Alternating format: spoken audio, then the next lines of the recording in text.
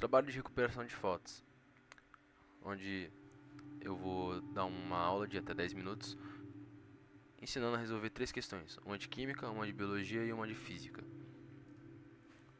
Começando pela de química, a atividade é classificar duas moléculas, uma de citronela e uma de arginina, onde eu separei em três etapas, onde a primeira é entender os quatro tipos de classificações, que é a aberta, fechada, normal, ramificada, saturada, insaturada, homogênea ou heterogênea.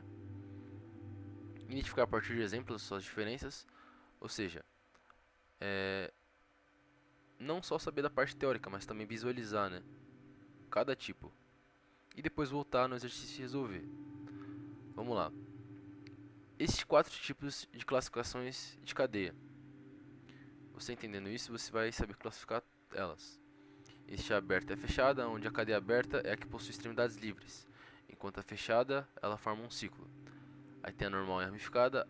A normal é a que não possui ramificações, enquanto a ramificada possui. Saturada e insaturada. A saturada ela possui apenas ligações simples entre átomos, e a insaturada ela possui ligação dupla ou tripla entre átomos de carbono, no caso. E aí tem a homogênea e a heterogênea. A homogênea ela possui apenas carbono e hidrogênio na sua composição, enquanto a heterogênea ela possuía outros átomos, no caso heteroátomos, no meio da cadeia. Começando pelos exemplos, começando aqui, né, com os exemplos, aqui tem uma figura aberta, meio intuitiva, e a fechada, ela fica aqui fechadinha, enquanto as extremidades ficam livres aqui, né, na aberta. Aí tem a normal ramificada. Perceba que a normal ela segue um fluxo aqui, enquanto a ramificada ela segue e cria uma ramificação, que também é intuitivo. Agora a saturada e insaturada. Aqui nessa imagem a gente vê carbono e hidrogênio e ligações simples, não são ligação dupla e nem tripla, então é saturada. Já essa aqui possui ligação dupla, que torna essa figura insaturada. Hidrogênio, carbono e ligação dupla. É essa ligação dupla que transforma em saturada. Homogênea e heterogênea. Novamente, aqui são carbonos, hidrogênios e nada mais, o que torna homogênea. Não tem nenhum outro átomo. Diferente disso aqui, que tem hidrogênio, carbono e nitrogênio, ou seja, heterogênea, porque ela não é composta apenas por carbono e hidrogênio. Simples, né? Agora partindo para o exercício, aqui está a molécula de citronela e vamos lá. Começando se ela é aberta e fechada, você vê nitidamente que está aberta, então aberta. Agora, identificando se tem ramificação, ó, também está na cara, então ela é ramificada. Agora, insaturada ou saturada.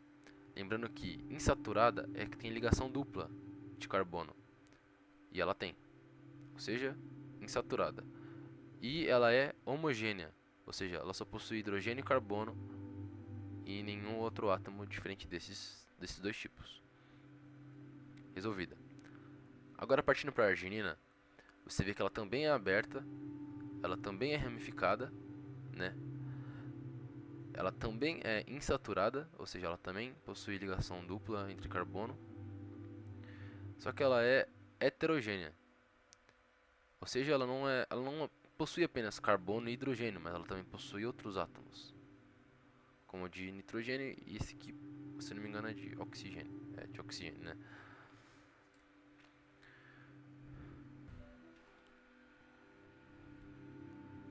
Bom, agora vamos fazer a atividade de biologia, que é basicamente de assinalar a alternativa correta. Para isso, eu separei também em três etapas, que é entender o que é cada coisa, no caso proteína, DNA, RNA, para você não ler as afirmativas e entender outra língua.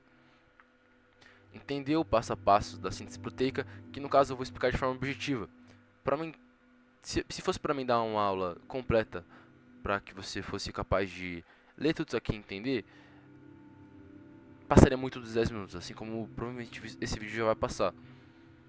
E por isso que, depois de eu explicar de maneira objetiva a síntese proteica, a gente vai analisar uma por uma e eu vou explicando para você o que está certo e o que está errado em cada uma. Enfim, todo mundo sabe que a proteína ela tem diversas funções no nosso organismo. A proteína é um macronutriente que é responsável por tantas funções estruturais quanto reparadoras, e, enfim. Nosso corpo sempre está fazendo síntese proteica, que é basicamente um processo de produção de proteínas com base nas informações contidas no material genético, que é o DNA. E ela ocorre nas estruturas denominadas ribossomos. Os ribossomos são organelas responsáveis pela síntese proteica na célula. Enfim, o que isso quer dizer? Aqui está o núcleo, fora dele está o citoplasma e o ribossomo fica lá. São coisinhas que ficam lá e o objetivo dele, a função dele é essa, síntese proteica. Aí tem o RNA-M, ou mRNA, ou RNA mensageiro. É a mesma coisa, só muda o nome. E ele transmite as informações que partem do nosso código genético e leva para os ribossomos. Ou seja, ele parte do DNA lá no centro do núcleo e vai para o ribossomo. Tem também o tRNA, ou RNA de transferência, que ele carrega o aminoácido correspondente para o RNA-M. E ele assegura que os aminoácidos sejam adicionados na ordem correta para formar essa proteína, né? Não é simplesmente jogar os aminoácidos lá, mas cada proteína, cada aminoácido possui uma ordem. Aqui a gente está dentro de uma célula, aqui está o núcleo, aqui está o citoplasma. E bom, o RNA-M ele sai maduro do núcleo. Aqui acontece um processo que não vem a me explicar, de que basicamente assim, o RNA e o DNA ambos são ácidos nucleicos, que eu vou explicar mais pra frente. Significa que basicamente que o RNA sai do DNA. Ele sai do núcleo e interage com o ribossomo, que também é feito a partir de RNA, só que é um RNA ribossômico. É um terceiro tipo, existem 3 tipos. Ele basicamente, entre aspas, digere essa fita, né? Porque enquanto ela vai passando aqui, vem o RNA de transferência com os aminoácidos e vai se ligando a essa fitinha, basicamente. O ribossomo, no caso, tem essa parte grande e essa parte fina. E a fitinha vai saindo com os aminoácidos e depois ela se condensa e toma uma forma 3D, né? Porque ela deixa de ser uma fitinha. E aí vira a proteína, né? Esse é basicamente o processo de síntese proteica. Acontece dessa forma. O RNA sai, enquanto que o ribossomo interage com o RNA de transferência e sai a fitinha de proteína. Que depois se condensa e vira uma forma 3D. Agora, vamos ler cada questão, cada afirmativa e resolver, né? Afirmativa A. Para sintetizar as moléculas de diferentes proteínas, é necessário de diferentes ribossomos, percorrendo a mesma fita de RNA. O que essa afirmativa está dizendo, né? Que para sintetizar diferentes tipos de proteínas, é necessário diferentes ribossomos. O que é falso, porque um ribossomo pode fazer diferentes proteínas. Aliás, pode ter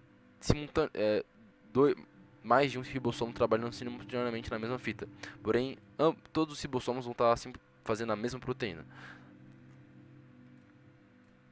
Então essa é falsa. Agora B diz que se todo o processo de transição for impedido em uma célula, a tradução não será afetada. Uma coisa que eu deixei de dizer é de que a síntese proteica é dividida em 2 partes: a de transcrição ou transição e a de tradução. É só você lembrar que, tipo assim, bom, a fase de transição ou transcrição é que sai do DNA, né? Essa parte aqui. E a parte de tradução é que ela passa pelo ribossomo e vira uma proteína, né? A fase final dela. Aquela afirmativa está dizendo que se essa parte não estiver completa, ter dado algo de errado, tá tudo bem, porque a proteína vai sair da mesma forma, o que é falsa. A primeira parte é fundamental, assim como a segunda, para fazer a proteína.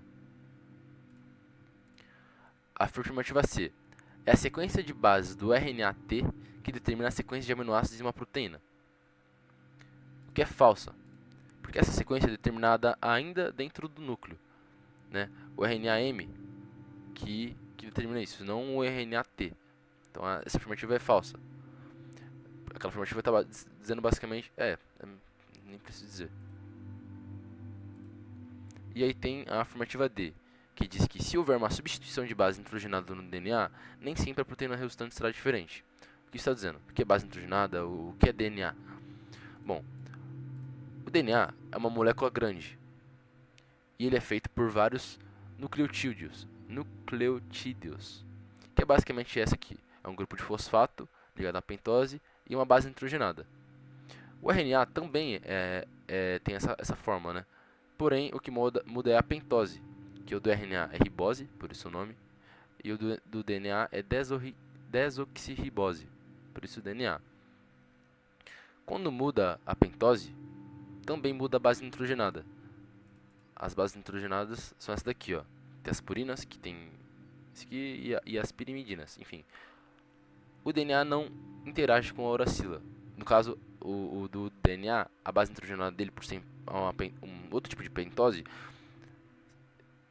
ele só usa essas 4 tipos, enquanto o RNA usa só esse. Assim como está nessa imagem. Tendo dito isso, aquela afirmativa está dizendo o quê?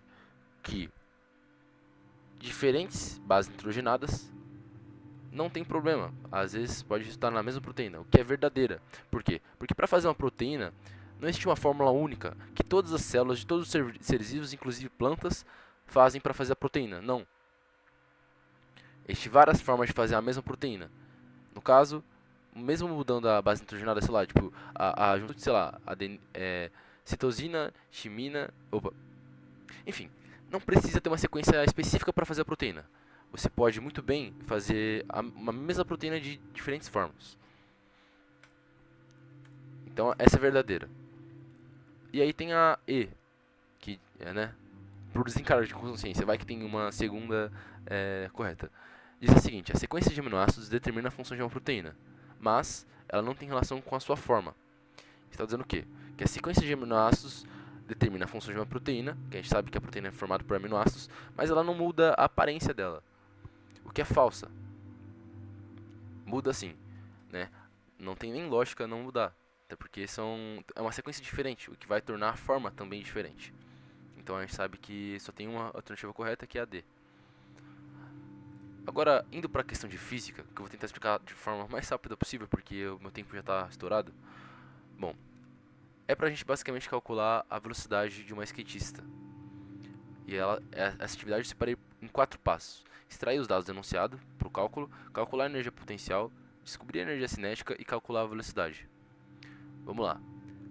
O enunciado diz que a altura de que a gente vai partir é de 1,60 m em uma rampa, que eu estou considerando que é de half pipe, que é aquela em formato de U. A skatista, Raíssa, tem 50 kg já com skate. E é isso. É isso que a gente precisa.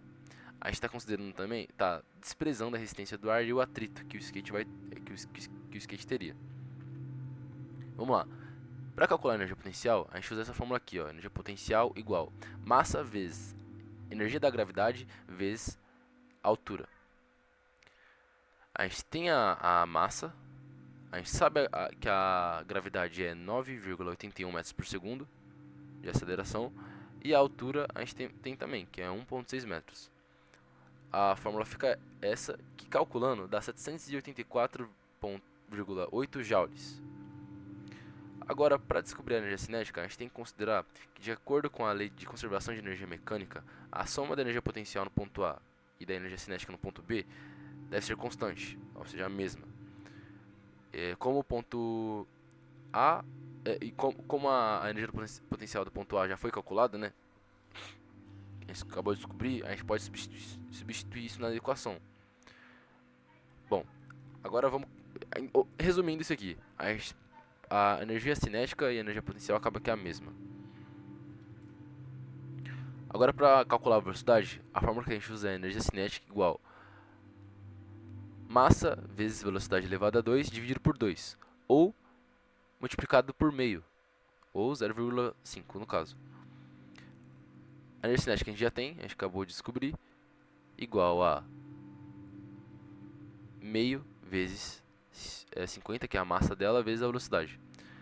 Bom, vamos começar resolvendo isso aqui, que é a primeira parte, que dá 25. O 25 está aqui multiplicando. No caso, esse x aqui está multiplicando. Então, passa dividindo. 784,8 dividido por 25 dá 31,39. Ou seja, a gente sabe que a velocidade elevada a 2 é isso. Agora, a gente vai precisar passar para a raiz quadrada, que é basicamente o oposto do número elevado. Porque todo número vezes ele mesmo é a raiz quadrada dele, né?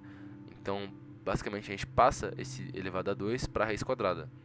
Jogando na calculadora, a raiz quadrada de 31,39 dá 5,61 mais ou menos.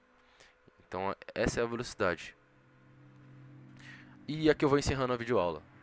No caso, eu tentei explicar da maneira mais fluida possível.